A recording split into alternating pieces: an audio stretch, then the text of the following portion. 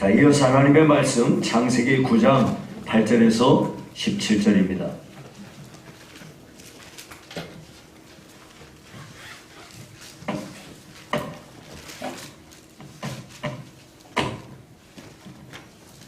창세기 9장 8절에서 17절을 제가 봉독해 드리겠습니다.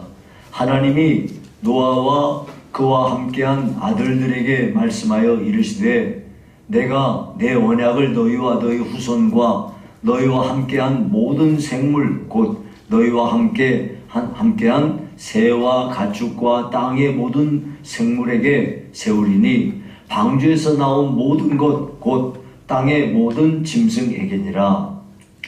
내가 너희와 언약을 세우리니 다시는 모든 생물을 홍수로 멸하지 아니할 것이라. 땅을 멸할 홍수가 다시 있지 아니하리라. 하나님이 이르시되 내가 나와 너희와 및 너희와 함께하는 모든 생물 사이에 대대로 영원히 세우는 언약의 증거는 이것이니라. 내가 내 무지개를 구름 속에 두었나니 이것이 나와 세상 사이의 언약의 증거니라. 내가 구름으로 땅을 덮을 때에 무지개가 구름 속에 나타나면 내가 나와 너희와 및 육체를 가진 모든 생물 사이에 내 언약을 기억하리니 다시는 물이 모든 육체를 멸하는 홍수가 되지 아니할지라. 무지개가 구름 사이에 있으리니 내가 보고 나 하나님과 모든 육체를 가진 땅의 모든 생물 사이에 영원한 언약을 기억하리라. 하나님이 노아에게 또 이르시되 내가 나와 땅에 있는 모든 생물 사이에 세운 언약의 증거가 이것이라 하셨더라. 아멘. 자, 오늘은 무지개 언약이라는 제목으로 말씀을 상고하겠습니다. 예수님께서 제자들에게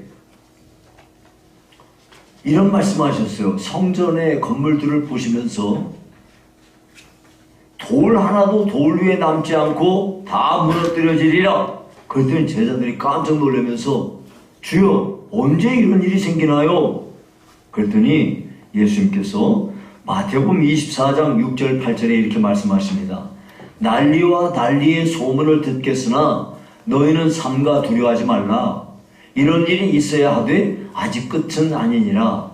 민족이 민족을 나라가 나라를 대적하여 일어나겠고 곳곳에 기근과 지진이 있으리니 이 모든 것은 재난의 시작이니라.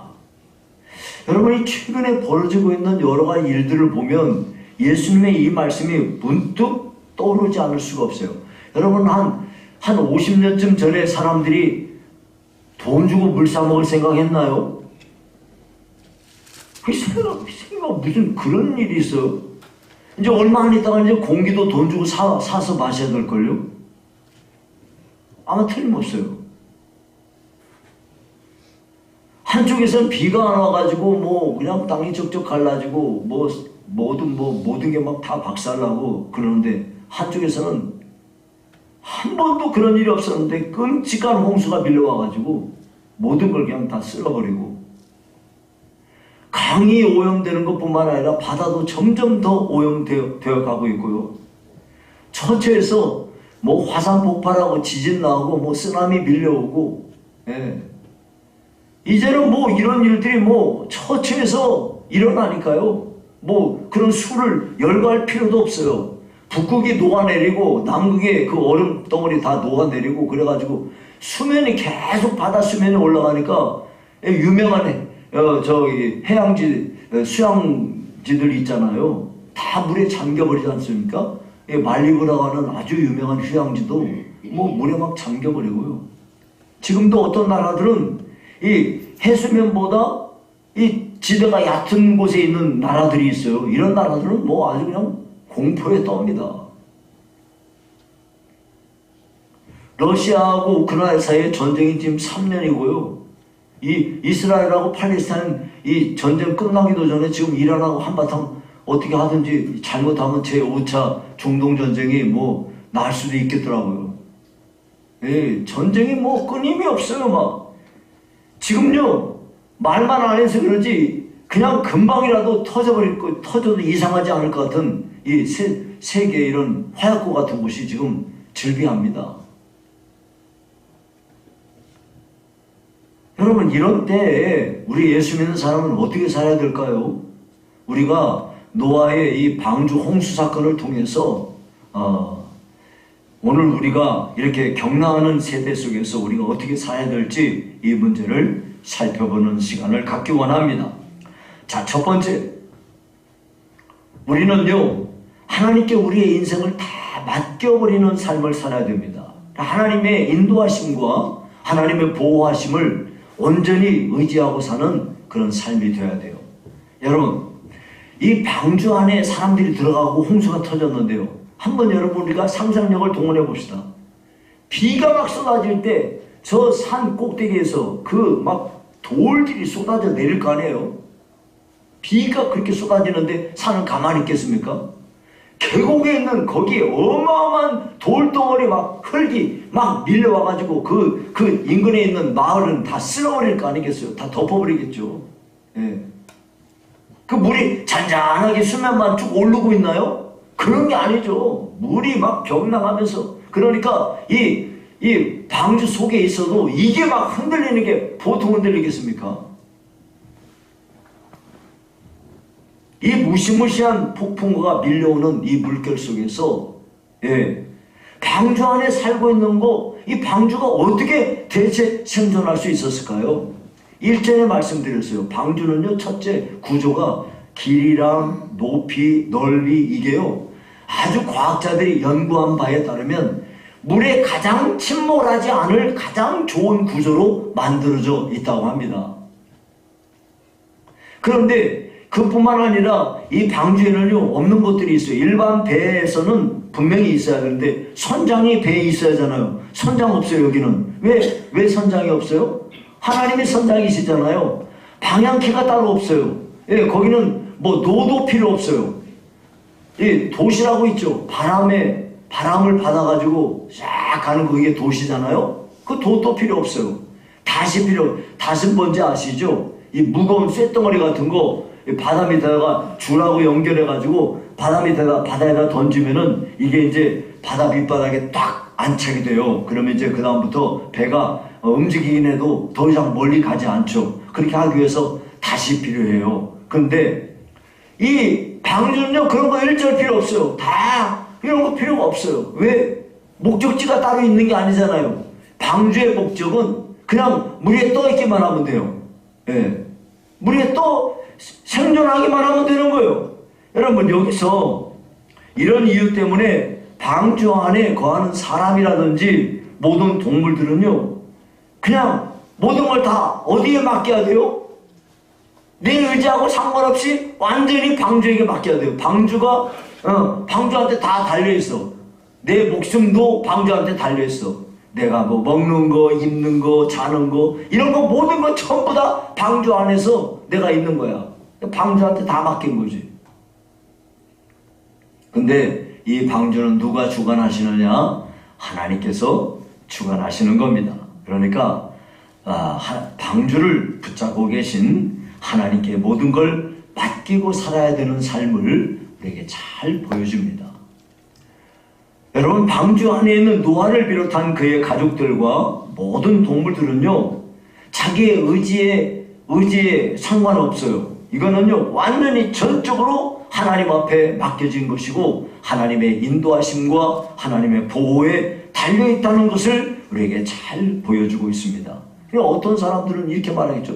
방주라는 것은 특별 상황이지 않습니까? 예. 그런데 여러분, 방주 안에서의 삶뿐만 아니라 우리가 인생의 길을 가는 동안에 수많은 여러 가지 상황들을 맞이하는데요, 그 모든 온갖 상황에서 우리는 하나님 앞에 한결같이 해야 될 일이 있어요. 그게 뭐냐면 하나님께 우리의 삶을 맡기는 겁니다.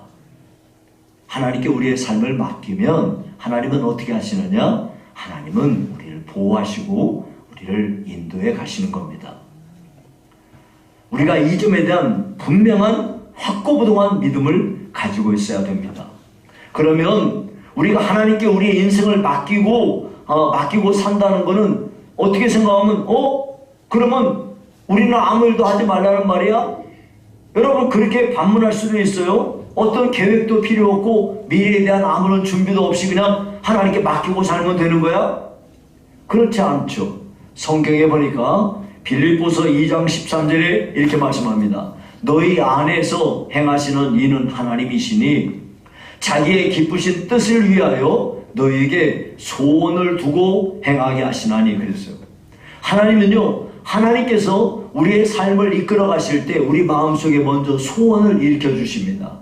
그래서 우리 마음속에 소원을 두시고 우리 안에 행하시는 거예요. 그러니까 하나님이 내 마음에 일으켜 주신 소원에 따라서 계획도 하고 미래에 대한 준비도 하고 그렇게 살아가라는 거죠. 다만 이 모든 일을 계획은 하고 우리가 준비는 한다 할지라도 이 모든 걸 이끌어 가시는 분은 하나님이 아니십니까? 그래서 잠언 16장 9절에 이렇게 말씀하죠. 사람이 마음으로 자기의 길을 계획할지라도 그의 걸음을 인도하시는 이는 여호와시니라 그랬어요.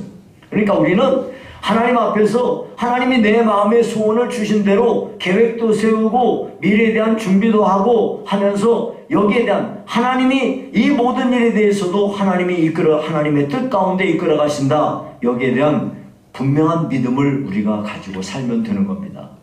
그래서 우리는 부지런히 하나님 앞에 기도하면서 하나님이 내 마음에 일으켜 주시는 소원을 따라서 우리가 부지런히 계획도 세우고 열심히 우리의 삶을 살아가면 되는 겁니다. 다만 이 모든 일은 다 주님의 손 안에 있다는 것을 명심하셔야 됩니다. 우리 인생이라는 것은 마치 방주 안에서 바깥은 지금 막 온갖 요동치고 난리가 났는데 방주 안에 있는 사람과 같은 거예요. 하나님께 맡기셔야 돼요.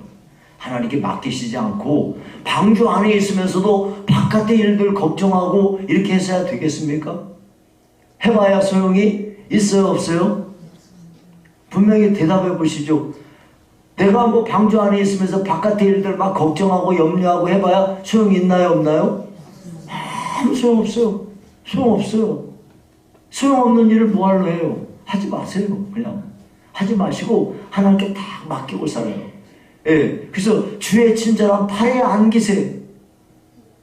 주의 친절한 팔에 안겨. 그러면 되는 거야. 그리고 맡겨버려. 그냥 맡기면 돼. 이걸 왜 못 맡기냐고. 자꾸 못 맡기고 내가 하려고 드니까 어렵고 힘든 일이 생기는 것입니다.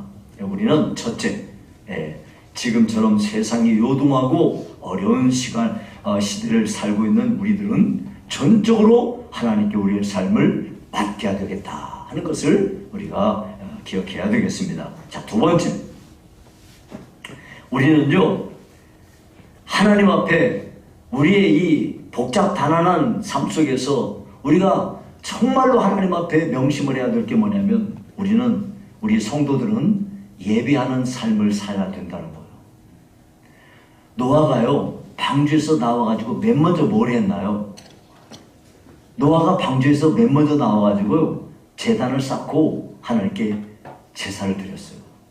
그랬더니 하나님이 그 향기를 받으셨다 그랬어요. 다시 말하면 하나님이 기쁘게 그 예배를 받으셨다, 그런 말씀이에요. 여러분, 그러니까 우리가 살아가면서 이 점을 명심하시면서 살아야 되는데, 자, 이게 먼저 창세기 8장 20절 21절에 보시죠. 노아가 여호와께 제단을 쌓고 모든 정결한 짐승과 모든 정결한 새 중에서 제물을 취하여 번제로 제단에 드렸더니 여호와께서 그 향기를 받으시고, 향기를 받으셨다는 말은 하나님께서 노아가 드린 그 제사를 기쁘게 받으셨다는 말씀이죠. 여기서 우리는 예배를 드리는 일이 하나님을 참 기쁘시게 하는 일이구나, 이걸 꼭 기억을 해야 돼요. 여러분이 노아가 방주에서 나와서 맨 처음 한 일을 꼭 기억하셔야 돼요. 지금 이제 세상이 다 새롭게 세팅이 된 거예요. 처음 시작하는 일이에요. 그 첫 번째 맨 먼저의 시작이 뭐였어요? 예배였다, 이 말이에요. 그러니까 여러분, 지금처럼 요동하는 세상 속에서 우리가 하나님께 집중하고 믿음의 길을 가는 길이 있어요. 그게 뭐냐면 우리가 무슨 일을 하든지 새롭게 할 때에는 먼저 예배부터 시작하라 이거예요. 이사 갔어요? 예배부터 드리세요. 차 샀어요? 예배부터 드리고 타세요. 예.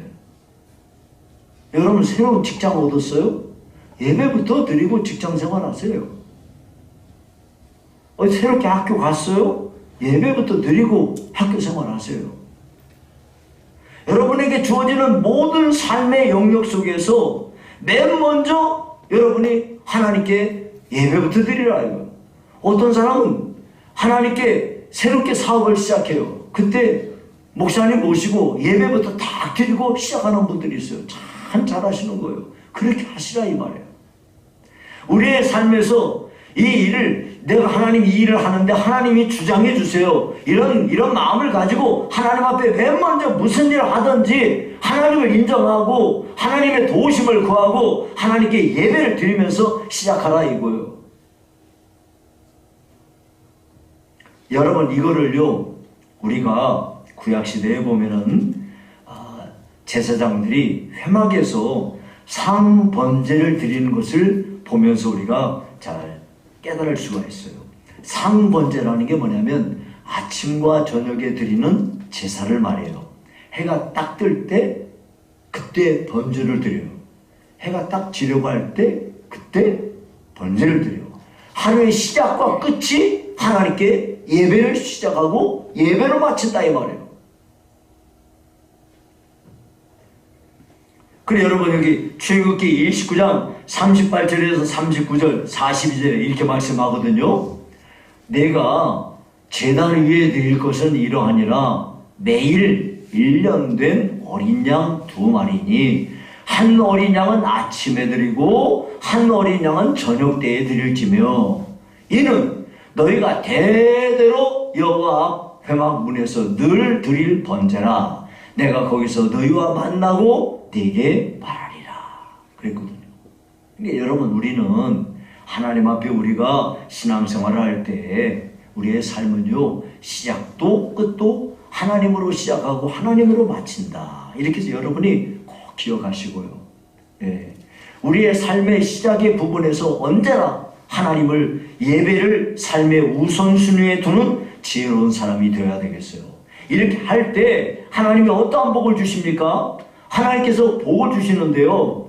먼저 땅을 저주로부터 회복시켜 주십니다. 창세기 8장 21절에 보니까 이렇게 말씀했어요. 내가 다시는 사람으로 말미암아 땅을 저주하지 아니하리라 그랬어요. 예. 그러면서 뭐라고 하냐면 이는 사람의 마음이 계획하는 바가 어려서부터 악함이라 내가 전에 행한 것 같이 모든 생물을 다시 멸하지 아니하리니 그랬거든요. 이제 땅을 저주로부터 회복시킨다고 했어요. 두 번째는 자연 법칙을 회복시켜 주겠다는 거예요. 여러분이 비가 내렸고 싹 송두리째 다 망가져 버렸잖아요. 근데 창세기 8장 22절에 보니까 땅이 있을 동안에는 심음과 거둠과 추위와 더위와 여름과 겨울과 낮과 밤이 쉬지 아니하리라. 예. 우주는요 하나님께서 창조하실 때 질서 가운데 운행되게 하셨어요. 자연계 역시 하나님께서 부여하신 질서 가운데 운행에 가고 있는 것이죠. 예. 만일 어떤 사람들이 무신론자들이 주장하는 대로 모든 것이 우연의 상징이라고 한다면 홍수 심판 이후에 온 세상은요 모든 것이 다 망가져 버렸는데 뭐 어떻게 되겠어요? 모든 게 그냥 자기가 알아서 우연히 되어진다고 한다면 이 세상은 무질서와 혼돈의 세계가 되고 말았을 거예요. 그러나 전능하신 하나님께서 천지를 창조하신 그것대로 모든 것들을 질서 가운데 이렇게 운행해 가도록 역사하셨습니다. 모든 자연 법칙이 정상적으로 운행되도록 하나님이 회복시켜 주신 것이죠. 세 번째, 문화명령을 회복시켜 주셨습니다. 자, 창세기 9장 1절에서 2절에 보니까 하나님이 노아와 그 아들들에게 복을 주시며 그들에게 이르시되 생육하고 번성하여 땅에 충만하라. 어디서 많이 본 것 같죠? 어디서 본 것 같아요? 네? 본 기억 안 나서 하나님이 사람을 창조하시고 난 뒤에 그렇게 말씀하셨어요. 생육하고 번성하여 땅에 충만하라. 예, 그렇게 말씀하셨어요. 그리고 땅의 모든 짐승과 공중의 모든 새와 땅에 기는 모든 것과 바다의 모든 물고기가 너를 두려워하여 하며 너희를 무서워하리니 이것들은 너희의 손에 붙였음이니라 그랬거든요. 그러니까 하나님께서 다시 이제 하나님이 문화명령을 회복시켜 주신 거예요. 여러분이 그 창세기 앞에서는 뭐라고 했냐면 창세기 1장 28절에 하나님이 그들에게 복을 주시며 하나님이 그들에게 이르시되 생육하고 번성하여 땅에 충만하라. 땅을 정복하라. 바다의 물고기와 하늘의 새와 땅에 움직이는 모든 생물을 다스리라 하시니라. 그러니까 홍수 심판 후에 하나님이 다시 한번 이 모든 문화명령, 세상을 다스리고 지배하는 인간의 권세를 회복시켜 주신 것이죠. 그러면서 여기 보니까 생육하라, 번성하라, 충만하라, 정복하고 다스리라 하고 우리에게 말씀하셨어요. 그러면서 여기에 한 가지 더해서 하나님이 창세기 9장 3절 4절에 보니까 이런 말씀까지 더하여 주십니다. 창세기 9장 3절 4절입니다. 거기 보니까 모든 산 동물은 너희의 먹을 것이 될지라 채소같이 내가 이것을 다 너에게 주노라. 그러나 고기를 그 생명되는 핏째 먹지 말 것이니라. 그렇게 말씀했거든요. 그러니까 여기 나오는 대로 하나님께서 예전에는 식물을 음식으로 주셨는데 홍수 심판 후에 동물도 임의대로 먹을 수 있도록 하나님이 우리에게 복을 주신 거죠. 자, 이와 같이 홍수가 끝나고 방주에서 나온 노아가 맨 먼저 하나님께 제사를 드렸더니 하나님의 복이 충만히 부어져 온 것을 보게 됩니다. 그러니까 여러분, 우리들도 우리 삶의 예배가 삶의 우선순위가 되도록 꼭 여러분들이 기억하실 수 있기를 바랍니다. 그럴 때에 우리는 이 혼란하고 어두운 세상을 사는 동안에 흔들림이 없는 믿음의 길을 잘 가게 될 것입니다. 자, 이제 마지막으로 세 번째는 뭐냐면 우리는 약속을 붙잡고 사는 사람이 되어야 된다는 거예요. 하나님은 노아와 그 가족들 그리고 그 후손들 그리고 그 모든 생물들에게 무지개를 통해서 언약을 하셨어요. 다시는 물로 세상을 심판하지 않겠다고요. 이 무지개 언약은요, 하나님께서 주권적으로 역사하신 언약이에요. 원래 언약이라는 것은 언약 당사자가 있지 않겠어요? 하나님과 여기 지금 노아와 그 가족들, 동물들, 이게 언약의 당사자잖아요. 근데 하나님께서 이 무지개 언약을 주신 거는 하나님이 하나님의 주권적인 언약이야. 그러니까 네가 어떻게 하든지 상관없어. 난 앞으로 꼭 이렇게 할 거야 하고 하나님이 자기의 의지를 이렇게 말씀해 주신 거죠. 나는 어떤 일이 있어도 앞으로 물론은 세상을 절대 심판 안 해 하고 하나님께서 언약을 주신 거죠. 그리고 이 언약이라는 거는 하나님께서 여기까지야, 이제부터는 아니야, 이게 아니고 하나님이 영원토록 맺어주신 언약이야. 그럼 이 언약은 하나님께서 사람을 긍휼히 여기시고 동물들을 긍휼히 여기심으로 하나님이 베푸신 은혜 언약입니다. 일방적으로 거저 주시는, 값없이 주시는 언약이죠. 이러한 언약에 따라서 하나님께서는 내가 11절에 보니까 다시는 모든 생물을 홍수로 멸하지 아니할 것이라. 땅을 멸할 홍수가 다시 있지 아니하리라 하고 말씀했거든요. 이와 같이 하나님께서는 이 세상을 집어삼킬 만한 홍수를 이 세상에 다시는 내리지 않겠다고 말씀하셨어요. 글쎄 여러분, 홍수가 나기는 나도 저 중국에 나면 났지, 중국도 났으니까 너 한국도 너희들도 나라 그래갖고 한꺼번에 막 나고 이런 거 없죠. 그 증표로 하나님이 무지개를 보여주셨습니다. 12절 13절에 보니까 하나님이 이르시되 내가 나와 너희와 및 너희와 함께하는 모든 생물 사이에 대대로 영원히 세우는 언약의 증거는 이것이니라. 내가 내 무지개를 구름 속에 두어나니 이것이 나와 세상 사이의 언약의 증거니라. 그러니까 하나님께서 막 분노해가지고 비를 어디다가 쏟아붓는다 하더라도 이 구름 속에 이 무지개를 쫙 볼 때마다 아, 내가 이 세상을 물로 심판하지 않겠다고 했지 하고 하나님이 상기하신다 이거. 이 무지개는 하나님 앞에서 이 세상을 내가 완전히 물심판에서는 내가 그런 건 안 한다 하고 하나님께서 이렇게 언약의 증표로 보여주신 거죠. 그러면 노아 시대에는 무지개가 여러분이 한번 상상을 해보세요. 노아 시대의 사람들은요, 하늘에서 막 비가 내리면 어떤 생각이 들까요? 겁나요, 여러분. 제가 삼척에서 태풍 루사하고 태풍 매미를, 태풍 루사가 있고 그 다음에 태풍 매미가 있었거든요. 태풍 루사 때 삼척 시내가 다 잠겼어요. 다 잠겨가지고 우리 그 시찰의 목사님들 교회는요, 1층, 2층 거의 다까지 1층이 한 4분의 3까지 물이 차 올라가지고요, 피아노가 둥둥 떠다녀요. 피아노가 둥둥 떠다녀요. 삼척. 그리고요, 그 물 싹 빠지고 나서요, 어떻게 되는지 알아요? 지하에 있는 거 전부 다 갖다 버렸어요. 그래가지고 삼척 시내, 그 조그만한 시내가 이 길 좌우편에 버린 거 잔뜩 쌓여 있었어요.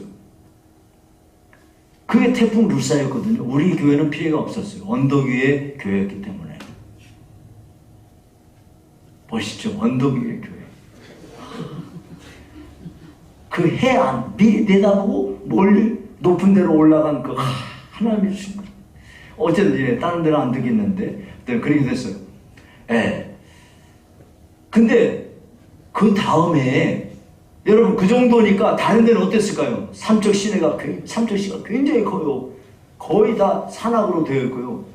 그래서 피해를 안 본 데가 없어요. 내과 이런 데는 뭐 다 모든 게 다 망가졌어요. 사람의 손으로 한 거는 나만 한 게 없어요. 다 부서졌어요. 그 다음에 태풍 매미가 왔어요.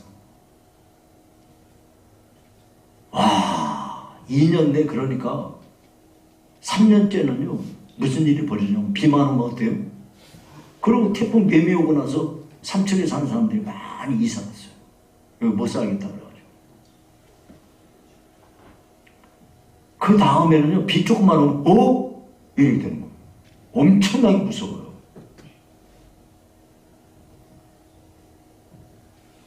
그래 지금 이 홍수로 세상이 이렇게 변해버렸는데 사람들이 비 오면 어떨까요?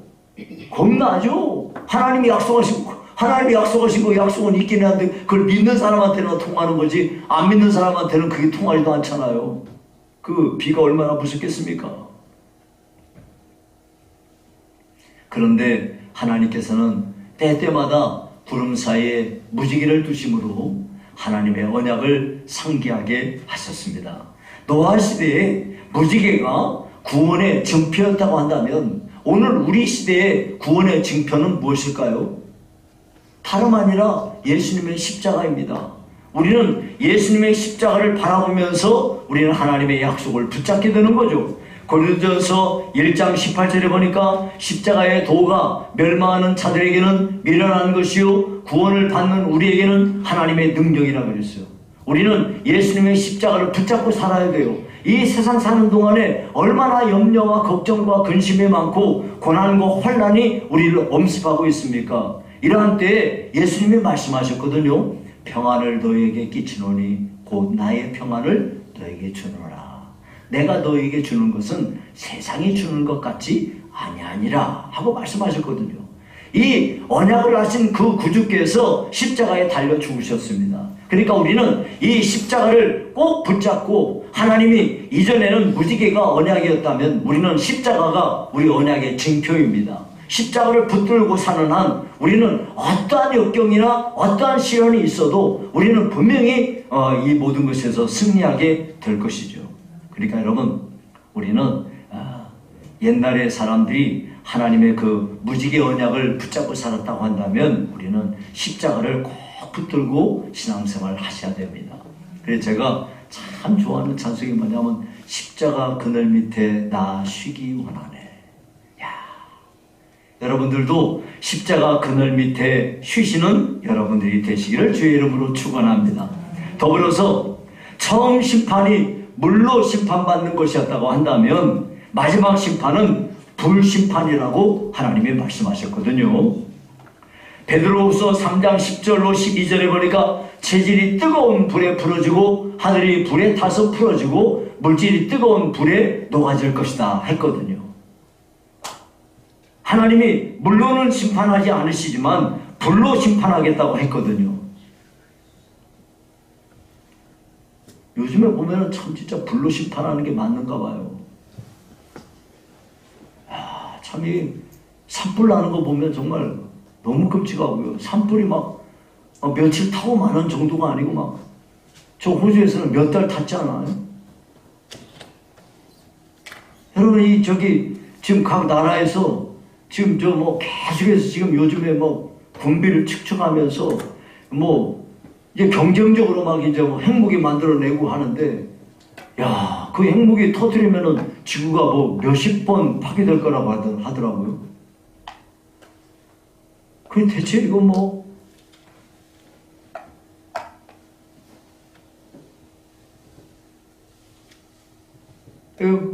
이런 말들이 막 현실이 돼가는 것 같아요.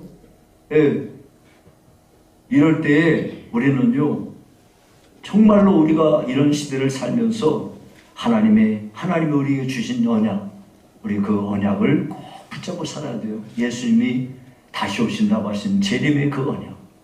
예수님이 다시 오셔서 우리를 선악간에 심판하시면서 하나님 앞에 우리가 영생의 길을 갈 수 있도록 그 언약을 주신 것을 꼭 기억하고 우리는 주님의 재림을 대망하며 신앙생활을 해야 되겠습니다. 이제 말씀을 맺습니다. 의인은요, 믿음으로 말미암아 산다 그렇게 했거든요. 믿음으로 산다는 게 무슨 말인가요? 믿음으로 산다는 거는 주님을 믿고 내 삶의 모든 것을 그분에게 맡긴다는 걸 말해요. 그분에게 우리가 우리 인생을 다 맡길 때에 비로소 진정한 하나님의 보호와 하나님의 인도하심을 받을 수 있게 되는 겁니다. 그러니까 여러분, 우리는 이 험난한 세상 속에서 다른 사람이 뭐라 하더라도 우리는 우리 주님께 우리의 삶을 온전히 맡기며 신앙생활하는 여러분이 되기를 바랍니다. 두 번째, 우리는 우리 삶의 우선순위에 무엇을 두어야 할까요? 예배를 우리 삶의 우선순위에 두셔야 됩니다. 그러면 우리는 하나님께로부터 많은 복을, 약속된 복을 받아들이게 될 것입니다. 나아가 우리는 주님의 재림에 대한 약속, 그리고 우리 주님께서 우리 앞에 두신 십자가에 이 십자가를 붙들고 신앙생활하는 중에 주님의 재림을 항상 대망하며 살아가는 저와 여러분이 되기를 주의 이름으로 축원합니다.